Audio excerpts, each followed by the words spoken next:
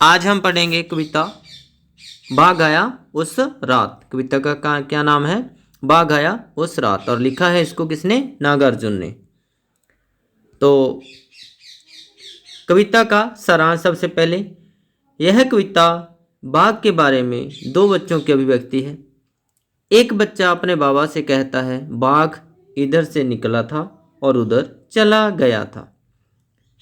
वह रात के समय आया था, हो सकता है वह फिर आ जाए, अतः आप रात के समय बाहर मत निकलना।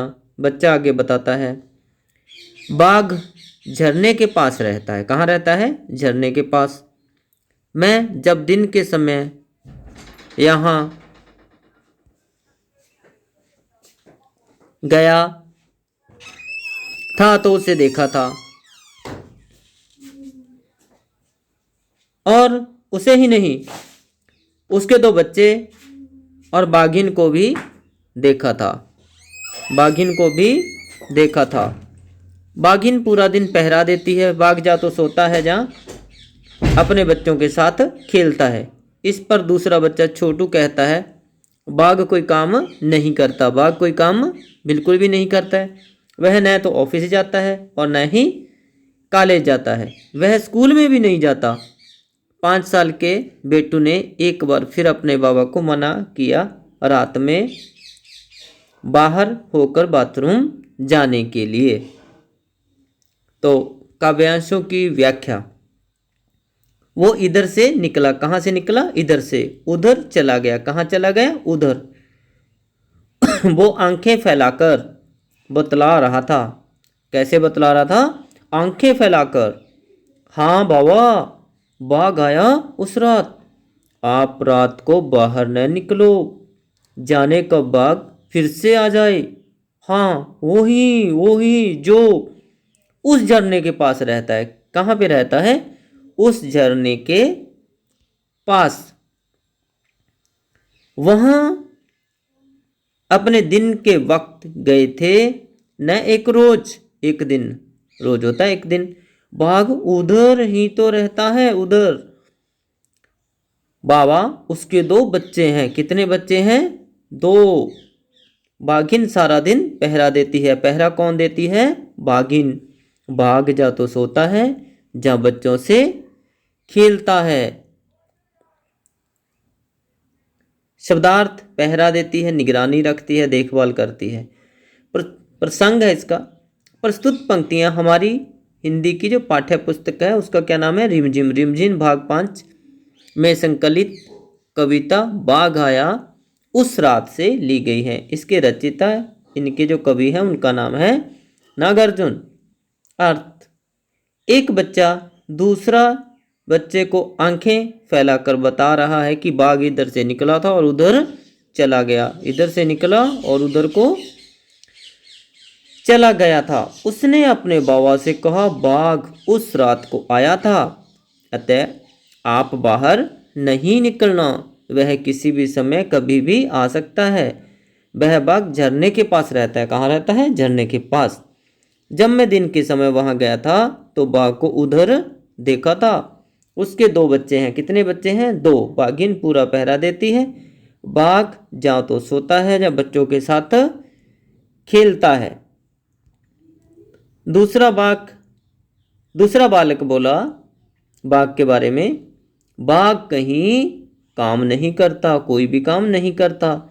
न तो किसी दफ्तर में जाता है, न ही कॉलेज में जाता है।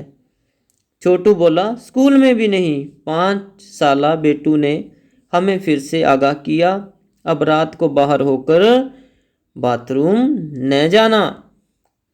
दफ्तर, ऑफिस, कहीं ना कहीं जहाँ पे हम काम करने की जगह, आगाह सावधान करना। प्रसंग पहले वाला ही चलेगा। अर्थ, बाघ के बारे में दूसरा बालक छोटू कहता है कि वह कोई काम नहीं करता, न ही किसी ऑफिस में जाता है, न किसी कॉलेज में, और स्कूल भी नहीं जाता हो। 5 साल का बेटू फिर हमें सावधान करते हुए कहता है, आप रात को बाहर होकर बाथरूम मत जाना, क्योंकि हो सकता है कि बाघ आ जाए। अब इसका जो पाठ्य पुस्तक से प्रश्न उत्तर हैं उन पे चर्चा करेंगे हम। तो पहला भाग है बात बात में, वो इधर से निकला उधर चला गया। यह बात कौन किसे बता रहा होगा? यह बात बेटू छोटू को बता रहा होगा। कौन बता रहा होगा? बेटू। किसको बता रहा होगा? छोटू को। दूसरा, तुम्हें यह उत्तर कविता की किन पंक्तियों से पता चला? आपको कैसे पता चला? छोटू बोला, स्कूल में भी नहीं, 5 साला बेटू ने हमें फिर से आगाह किया, अब रात को बाहर होकर बाथरूम न जाना। उसके बाद है खबर तेंदुए की। कक्षा 2 की रिमझिम में अखबार में छपा एक समाचार दिया गया है। साथ में उस समाचार के आधार पर लिखी एक कहानी भी दी गई है। उसे एक बार फिर से पढ़ो। तो ये हमें वहाँ से पढ़कर तुम्हें खुद करना है। अब आ गया उस रात कविता के आधार पर एक समाचार लिखो। तो आप अपनी तरफ से समाचार बनाकर लिख सकते हैं। तेंदुए और बाघ में क्या अंतर है पता करो। तेंदुए बाघ से थोड़े छोटे होते हैं। इनके दौड़ने की गति भी एक समान नहीं होती। दोनों का चित्र देखने से आपको पता चल जाएगा इनमें जो अंतर होते हैं। उस रात इस कविता में एक ऐसी रात की बात की गई है जिस रात को कुछ अनोखी घटना, कैसी घटना? अनोखी घटना। अनोखी कैसी होती है? जो आम ना हो, कुछ खास हो। उस रात को कौन सी अनूठी बात हुई थी? उस रात को क्या हो गया था? गांव में क्या बाघ आ गया था। तुम्हारे विचार से क्या सचमुच यह बात अनूठी है? क्यों? हाँ, बिल्कुल अनूठी है। क्यों नहीं है? क्योंकि बाघ आएगा, उसको लोग देखेंगे, कैसा महसूस करेंगे? कोई डरेगा, कोई नहीं डरेगा, कोई देखने आएगा और कोई नुकसान भी हो सकता है। हाँ, यह बात सचमुच अनूठी है क्योंकि बाघ हिंसक होते हैं और उनका वासस्थान जंगल होता है। जब भी किसी वजह से वे रिहायशी इलाके जहाँ पे आम इंसान रहते हैं घुस जाते हैं तो दहशत मचा देते हैं। उस रात को और क्या क्या हुआ होगा? अपने साथियों से बातचीत करो। अपने साथियों से बातचीत करके मालूम करना पड़ेगा आपको कि उस रात और कौन कौन सा, कई लोग उनको देखने के लिए छत पर चढ़ गए होंगे, कुछ लोगों ने दरवाजे बंद कर लिए होंगे। इस तरह से आपने अपनी तरफ से 4-5 पंक्तियों में इस प्रश्न का उत्तर देना है। तो उसके बाद है बाघ के काम। बाघ कहीं काम नहीं करता, न किसी दफ्तर में न किसी कॉलेज में। बाघ दिन भर क्या करता होगा? कहाँ जाता होगा? अपने साथियों के साथ मिलकर जानकारी एकत्रित करो, फिर चर्चा करके इस पर एक चित्रात्मक पुस्तक तैयार करो।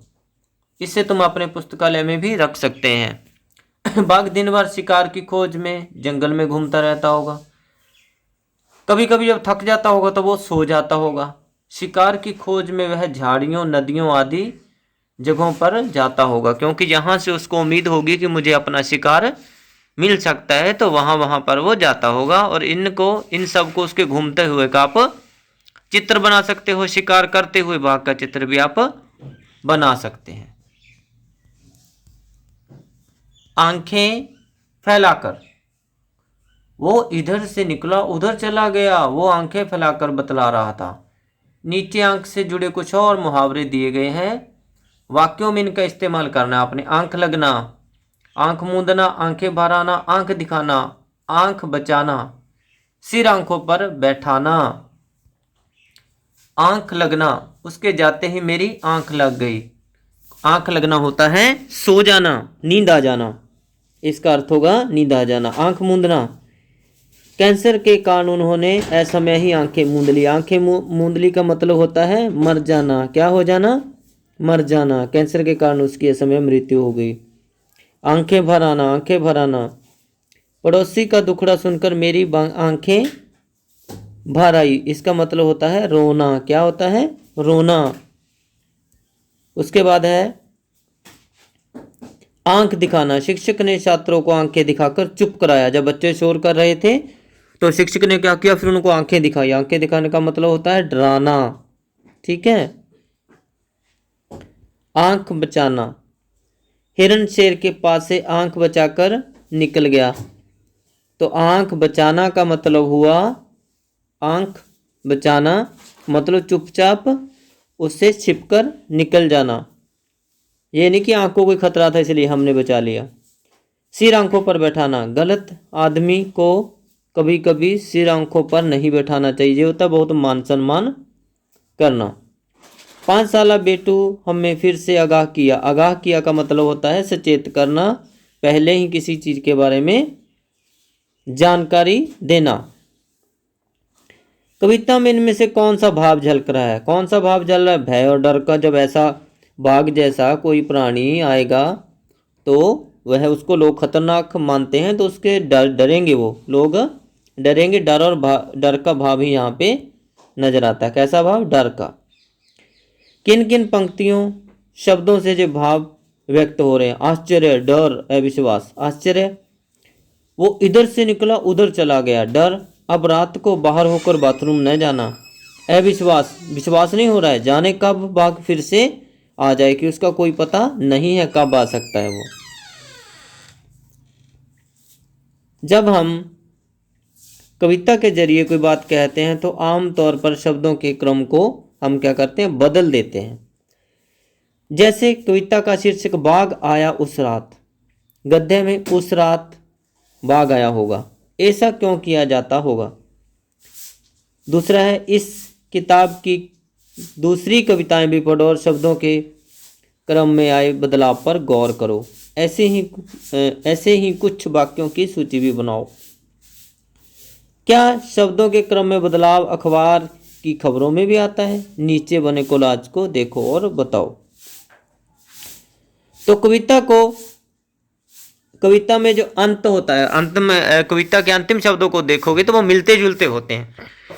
तो जो मिलता जुलता होता है उसमें धारा प्रवाह बनाने के लिए, लयात्मक बनाने के लिए उसको क्या है कि शब्दों को आगे पीछे कर दिया जाता है।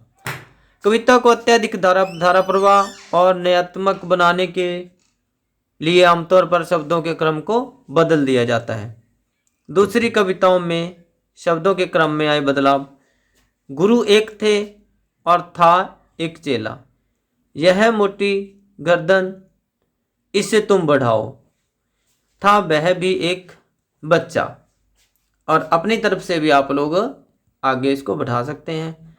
हाँ, अखबार की खबरों में भी शब्दों के क्रम में बदलाव आता है। जैसे बाइक पर जाना स्कूल, पुलिस बोली नहीं माकूल, आसमान से जमीन पर गिरी सब्जियां, किस तरह के बच्चे होते हैं अच्छे, स्वीपर कर रहे डॉक्टर का काम, क्योंकि स्वीपर कर रहे हैं तो स्वीपर को आगे लगा दिया। किस तरह के बच्चे होते हैं अच्छे, अच्छे बाद में है। आसमान से जमीन पर गिरी सब्जियां, इस बार पसीने छुड़ा रही है दिल्ली की सर्दी, तो दिल्ली की सर्दी को महत्व दिया गया है। और वह पसीने छुड़ा रही है, पसीने छुड़ाना, पसीने तो गर्मी में आते हैं, लेकिन दिल्ली की सर्दी को महत्वपूर्ण बताने के लिए इस तरह की हेडिंग दी जाती है। उम्मीद करते हैं आपको यह वीडियो अच्छी लगेगी। आप चैनल को लाइक करें और सब्सक्राइब कर दीजिए। धन्यवाद।